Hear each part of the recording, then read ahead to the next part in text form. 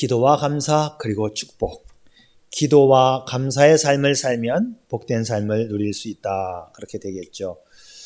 그동안 호국 보훈의 달, 나라를 위해서 기도하고 나라의 위정자들을 위해서 기도하는 이런 말씀을 함께 나누었고요. 자, 이제는 이 기도가 또 감사로 이어지고 또 축복으로 이어지는 것에 대해서 오늘 말씀을 함께 나누려고 합니다. 어떤 책에 보니까 동물과 인류는 문명을 발전시키는데 함께 공존해 오면서 많은 도움을 주었다. 소는 노동력과 단백질을 제공했다. 큰 소는 힘을 제공하여서 농사일을 도왔고 고기를 제공함으로써 영양분을 주었다. 개는 사냥을 도왔다. 이 후각이 예민하고 발이 빠른 개를 사냥에 이용하면서 사냥의 성공률을 크게 높였다고 말을 하지요. 이 고양이를 항해하는 배에 태우고 나가니까 식량을 축내고 전염병을 옮기는 쥐를 잡아서 항해의 안전성을 높여주었고 인류가 더 큰 바다로 나가게 하는데 많은 도움을 주었다고 말합니다. 자, 그러면서 사람들은 이 함께하는 동물들에 대해서 애착을 갖게 되었고 요즘에는 우리가 키우는 강아지나 고양이들을 얼마나 존중하는지 애완견이다 그런 표현을 쓰고 있습니다. 아니 반려견이다 이런 표현을 쓰고 있어요. 제가 말씀드리고 싶은 것은 동물들이 인간들에게 도움을 준 것은 사실이지만 그 동물을 반려견이라고 표현하는 것은 성경적으로 옳지 않습니다. 인생의 동반자는 인간이지 인생의 동반자 함께 인생을 나누는 것이 개가 될 수 없다는 성경의 명백한 말씀이기 때문에 그래요. 세상 사람들은 개를 사랑해서 반려견이다 그렇게 표현을 하든지 말든지 괜찮습니다만은 성경을 믿는 우리들은 반려견이라는 말을 쓰지 마세요. 반려자라는 것은 인생의 동반자요 인생을 함께하는 자다 그런 뜻입니다. 아마 이 반려견이라는 말이 요즘에 너무 익숙해지고 마치 뉴스에서도 애완동물 하면은 그냥 몰매를 맞으니까 말이죠. 반려견이라는 말을 아나운서들도 쓰고 있는데 이렇게 하다 보면 이제 나중에는 우리 개도 이제 정부가 보험 들어주세요 이런 말까지 나올 수 있고요. 내가 개를 키우고 있으니 개를 부양가족으로 호적에 입적시켜 주세요. 그래서 세금에서 빼줘야 됩니다 하는 말까지 나올 수가 있어요. 자, 이게 근거 있는 이야기인데요. 미국에서는 큰 개를 키우면 그게 가족으로 호적에 입적이 돼요. 그래서 세금 계산을 할 때에 부양가족이 몇 명이냐가 세금 계산에 주요한 역할을 하잖아요. 내가 1년에 연봉 7천만 원을 버는데 7천만 원 연봉 가운데서 부양가족이 개까지 합쳐서 6명이다. 그 개도 부양가족에 들어가요, 미국은. 큰 개, 엄청난 큰 개는 사람보다 많이 먹잖아요. 한국도 그럴 날이 올까 참 두려운데 이게 무슨 반려견입니까? 무슨 인생의 동반자예요. 어떻게 개가. 이건 성경적으로 옳지 않습니다. 자, 제가 말씀드리고 싶은 것은요. 개는 인생의 동반자가 아니지만 기도와 감사는 인생의 동반자인 것을 여러분 꼭 명심할 수 있기를 바랍니다. 기도와 감사는 살아있는 것이 아니고 무생물이지만 그 결과나 효능면에 있어서는 성도에게 영원 무한한 축복을 안겨주기 때문입니다.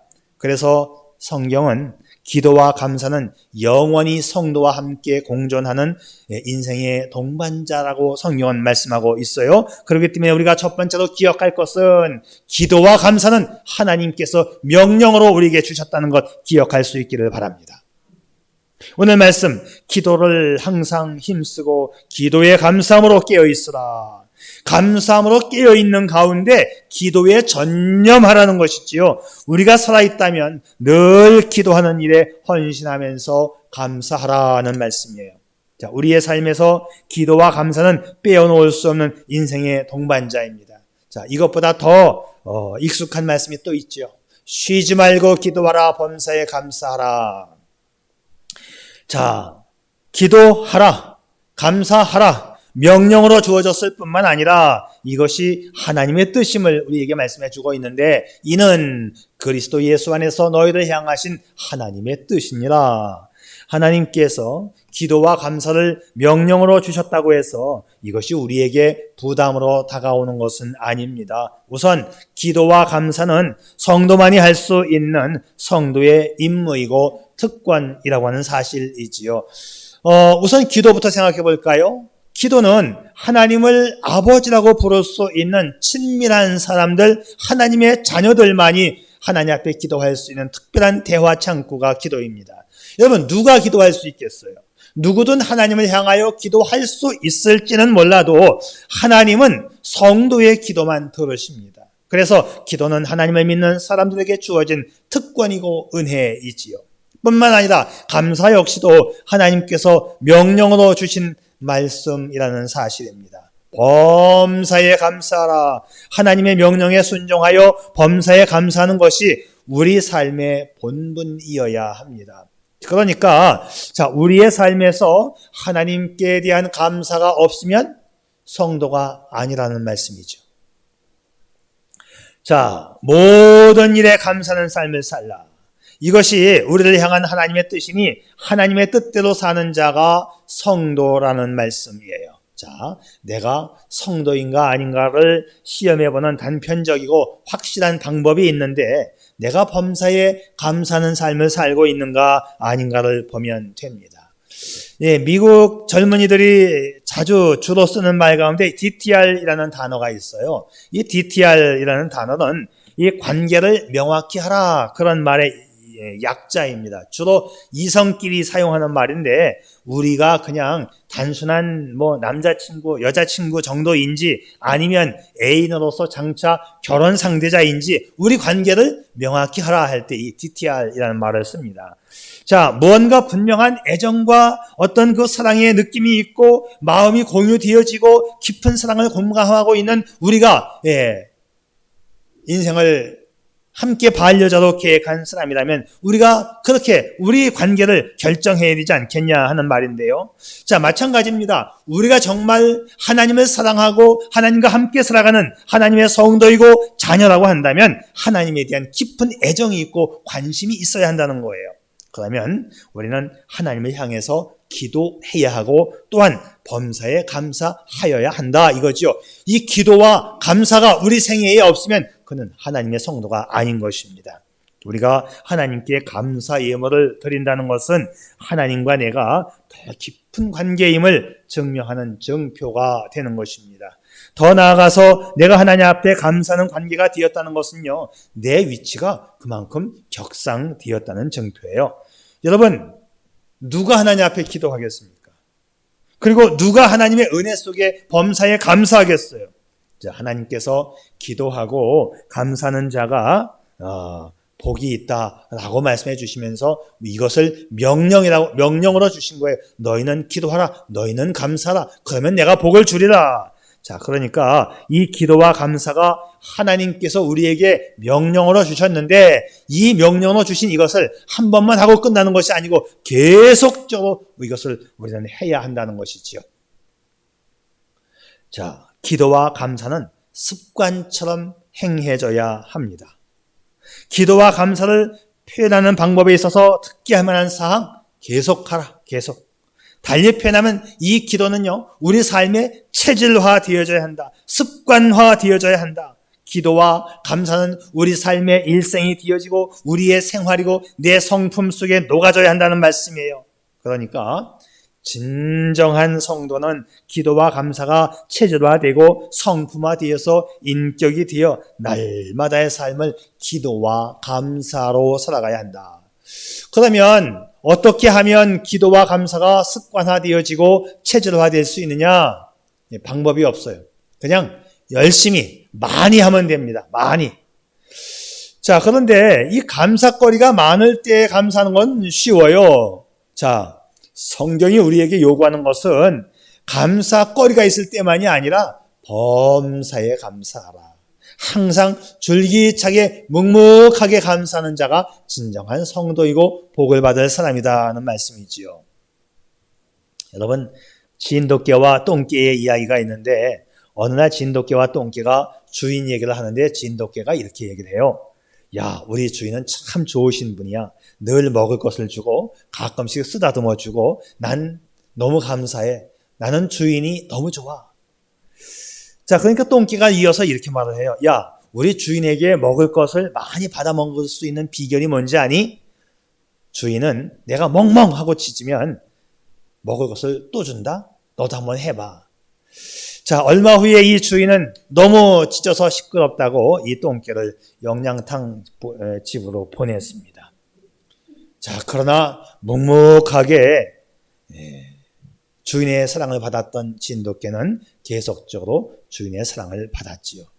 자, 우리 성도들도 묵묵하게 진지하게 감사할 수 있기를 바랍니다. 이것이 감사의 체질, 감사를 습관화할 수 있는 유일한 방법이에요. 그래서 성경은 말이죠, 무시로 기도하고 온몸으로 감사하라고 말씀하고 있어요. 시간 제약 없이, 장소 관계없이 하나님 앞에 기도하고 하나님 앞에 감사하라. 무시로 기도하고 무시로 감사했던 사람들 성경에 많이 있는데요, 저는 다니엘을 꼽고 싶어요. 다니엘은 비운의 청년이에요. 어린 소년 시절 나라가 바벨론에 망해서 포로가 되어 끌려갔습니다. 바벨론 왕은 유다에서 온 사람들이 하나님 앞에 기도하는 것을 알고 기도 금지 법령을 선포해요. 이제부터 30일 동안에 누구든지 왕 외에 어떤 신에게나 사람에게 무엇을 구하면 사자굴에 던져넣기로 한 것입니다. 보통 사람들도 뭐 어려운 상황에서 한두 번 기도하는 것은 어렵지 않아요. 그러나 이 문제는 기도와 감사가 생활화되었느냐, 습관화되었느냐, 체질화되었느냐 하는 것은 또 다른 이야기이지요. 왕이 어떠한 명령을 내리든지 간에, 내 신변에 어떠한 문제가 생기든지 간에 기도와 감사의 생활이 체질화되었던 다니엘의 모습을 볼까요? 자, 다니엘이 이 조서에 왕의 도장이 찍힌 것을 알고도 자기 집에 돌아가서는 윗방에 올라가 예루살렘으로 향한 창문을 열고 전에 하던 대로 하루 3번씩 무릎을 꿇고 기도하며 그의 하나님께 감사하였더라.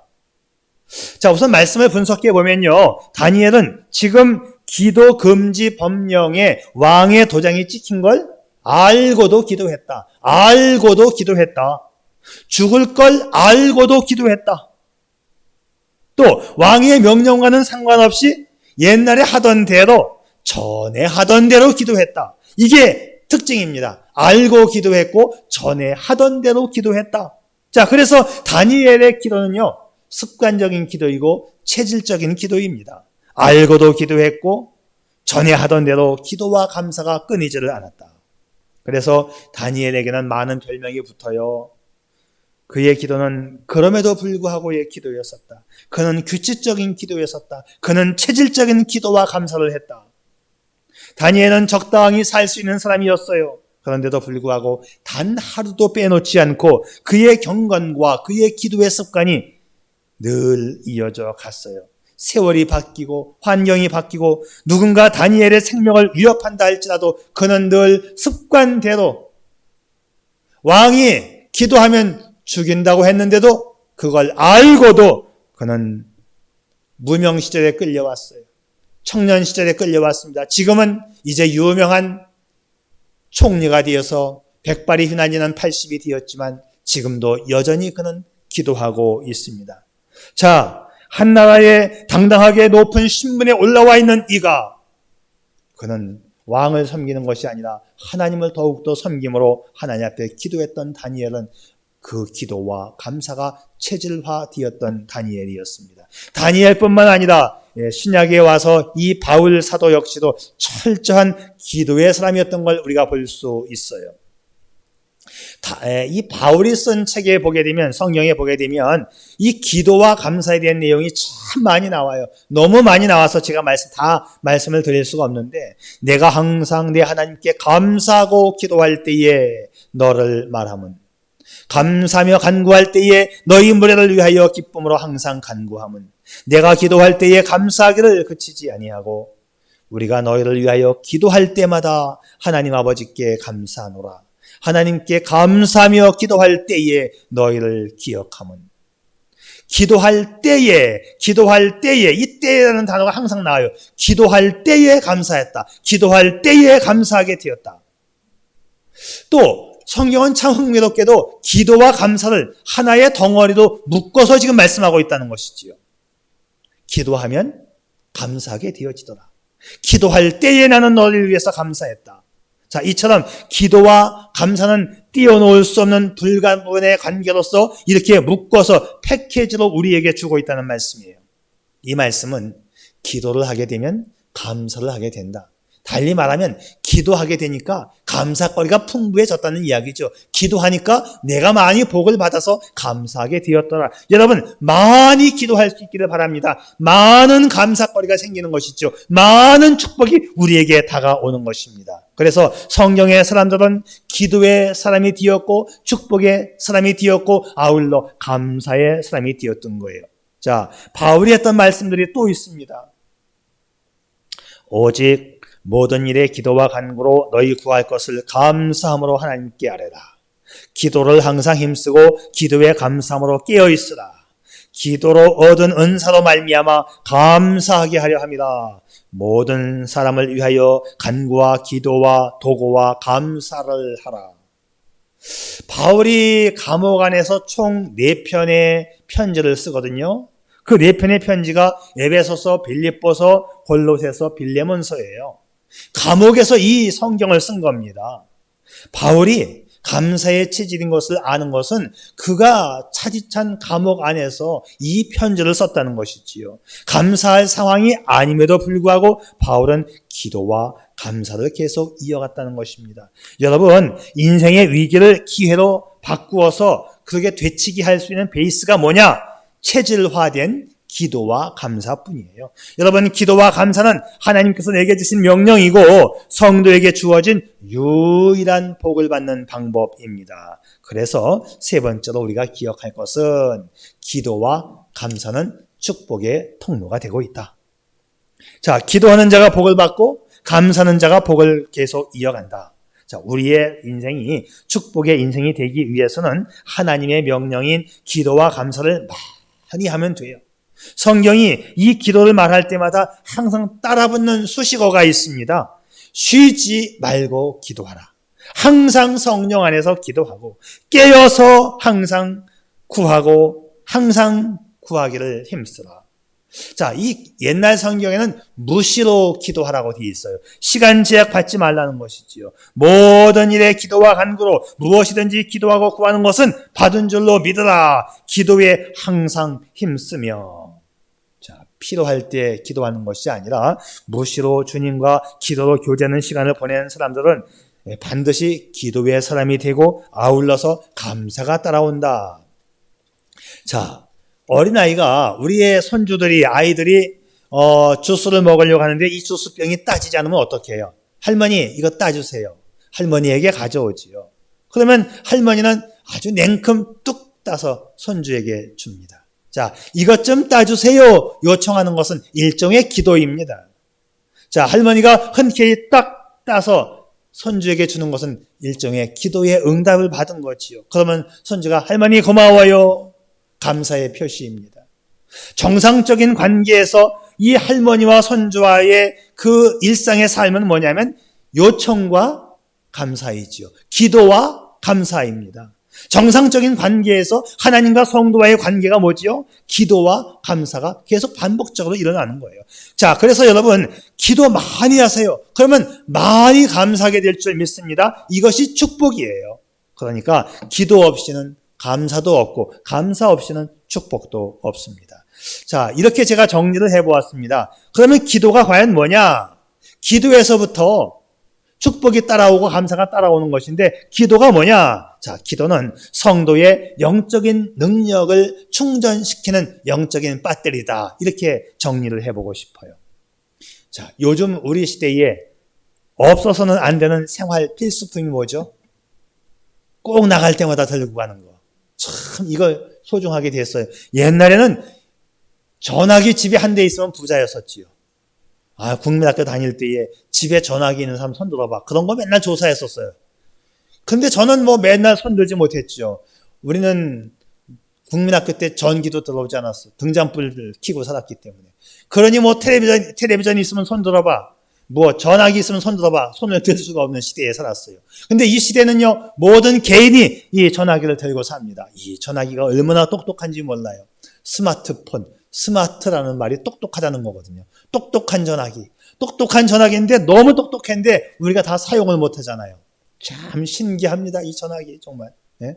보면 볼수록 이 세상에 현존하고 있는 모든 지식이 이 속에 들어있어요. 몰라서, 사용할 줄 몰라서 꺼내 쓰지를 못하지요. 심심할 때 내가 20년 전에 살던 미국 우리 집이 생각나면 한번 볼까 하면 딱 거기를 비춰줘요. 내가 살던 그 집 앞마당 뒷마당 길거리가 그대로 있더라고요. 여전히 20년이 지나도 똑같구나 하는 걸 볼 수 있습니다. 자, 이 중요한 휴대폰이 배터리가 다 나가면 쓰지를 못해요. 전화 걸다가 나 1%밖에 안 남아서 빨리 말해, 빨리 끝나 그러잖아요. 이 배터리 없으면 이 좋은 것도 무용지물입니다. 우리 성도가 복된 삶을 계속 이어갈 수 있는 것은 바로 이 기도가 충전되었을 때에, 기도가 영적인 배터리가 되어서 이 배터리가 있을 때에 하나님과 나와의 관계가 이어지고 내 축복의 삶이 계속 이어지는 것입니다. 쉬지 말고 기도하라. 항상 성령 안에서 기도하라. 성령은요, 계속 항상 모든 일에 무엇이든지 기도할 것을 우리에게 당부하고 있습니다. 그래서 기도의 특징적 요소가 뭐냐? 쉬지 말고 항상 모든 일에 해야 한다는 것이지요. 여러분, 휴대폰을 충전시키는 시간이 주로 어느 때 충전을 많이 시켜요? 밤에 잘 때 꽂아놓고 잡니다. 잠을 잘 때도 휴대폰은 충전시키면서 우리는 자요. 마찬가지로 잠을 잘 때도 나의 영혼은 깨어서 기도해야 되는 거예요. 육신은 지쳐서 피곤하여 잠을 잔다 할지라도 내 영혼은 주님과 늘 동행해야 합니다. 주님과 이 교제가 끊어지지 않도록, 나의 영혼과 영적인 호흡이 멈추어지지 않도록 늘 기도해야 한다는 것이지요. 두 번째는 이 기도는 마일리지를 적립하는 포인트 쌓기입니다. 요즘 마트에 가서 물건을 사고 나면 내 포인트를 적립해 주잖아요. 이 마일리지가 많이 적립되면 나중에 돈처럼 쓸 수가 있어요. 말 그대로 기도는 환난의 때에 내가 해결받기 위해서 평소에 이 포인트를 꾸준히 쌓아놓는 것하고 똑같습니다. 여러분, 성경에 이런 말씀이 있는 거 기억하세요? 너희 말이 내 귀에 들리는 대로 내가 시행하리라. 너희의 말이 내 귀에 들리는 대로 내가 시행하리라. 얼마나 내가 기도를 많이 했느냐. 너가 기도한 만큼 내가 들은 대로 시행하여 주겠다. 너희가 얼마나 복된 말을 많이 했느냐. 내가 너희가 한 말 그대로 내가 복되게 해주겠다. 불평 많이 한 사람들은 저주를 받는 거예요. 이 당시에 이 사람들이 불평과 원망을 많이 해서 저주를 받았어요. 그렇기 때문에 우리는 하나님 앞에 기도도 많이 해야 되고요. 좋은 말도 많이 해야 됩니다. 항상 감사와 축복의 말을 하는 사람은 그가 하는 말 그대로 하나님 앞에 보상을 받는 것이지요. 우리가 하는 말에 대해서 하나님은 다 듣고 계시고 들으신 대로 축복하여 주시는 분이십니다. 자, 어떤 말을 하느냐가 중요한데요. 여러분, 감사의 말, 또 남을 축복하는 좋은 칭찬과 격려의 말을 많이 할 수 있기를 바랍니다. 우리가 우리의 삶에서 기도와 찬송의 삶이 이 누적 포인트로 정립이 되어지면 하나님은 그 정립된 포인트만큼 축복해 주시는 거예요. 그래서 말을 할 때도 힘이 되는 말이 있고 독이 되는 말이 있는데, 여러분, 힘이 되는 말을 많이 하세요. 집사님, 오늘 그 옷 잘 입고 왔네요. 참 보기 좋아요. 잘 샀다. 이쁘다. 보기 좋다.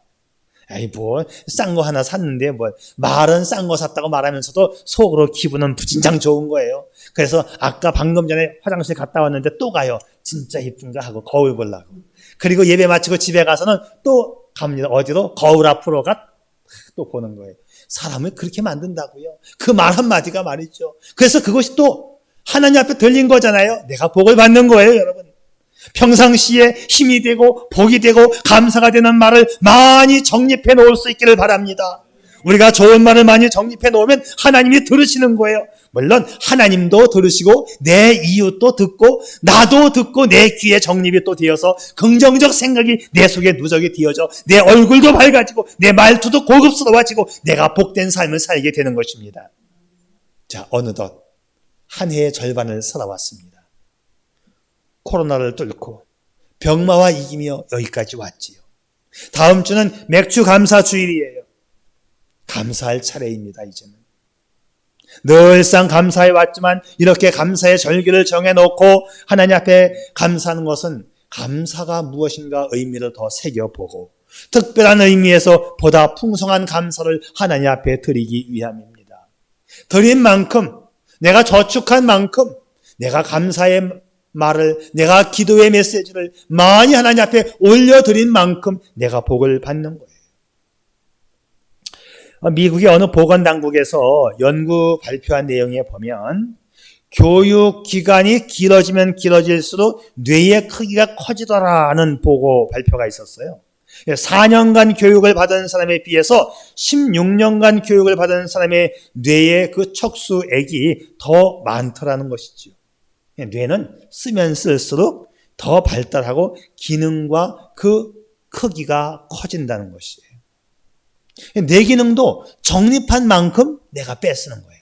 그러니까는 많이 고민하고 노력하고 머리를 쓰면 쓸수록 더 좋아지고 더 오래 사는 것 같아요. 가만히 보면 멍청한 사람보다 똑똑한 사람이 더 오래 사는 것 같아요. 영특한 사람들 있잖아요. 그런 분들이 더 오래 살더라고요. 그러니까 뇌를 계속 쓰는 사람이 오래 사는 것 같아요. 성도가 기도와 감사의 포인트를 많이 정립해 두면 둘수록 그것이 내 영적인 재산이 되는 거지요. 자녀를 위한 기도를 많이 정립해 두세요. 그러면 내가 세상을 떠나간 다음에도 그 배당금들을 내 후손들이 타먹는 거예요. 우리가 그런 거 많이 보지 않습니까? 우리 부모님들이 많이 기도해 주었기 때문에 그 영향력이 자손에게 미치는 것을 우리는 종종 봅니다. 여러분, 영적인 창고에 영적인 보화를 많이 정립해 두는 복된 저와 여러분, 우리 반석교회 모든 가정들이 될 수 있기를 주님의 이름으로 축복합니다. 기도하겠습니다. 아버지 하나님, 기도와 감사가 우리 인생의 동반자임을 반드시 기억하게 도와주시고 기도와 삶이 내 삶에 체질되어서 습관적으로 때와 장소를 가리지 아니하고 기도할 수 있는, 그리고 기도에 이어서 감사할 수 있는 날마다 복된 삶을 이어가게 해 주시옵소서. 예수님의 이름으로 기도드리옵나이다. 아멘.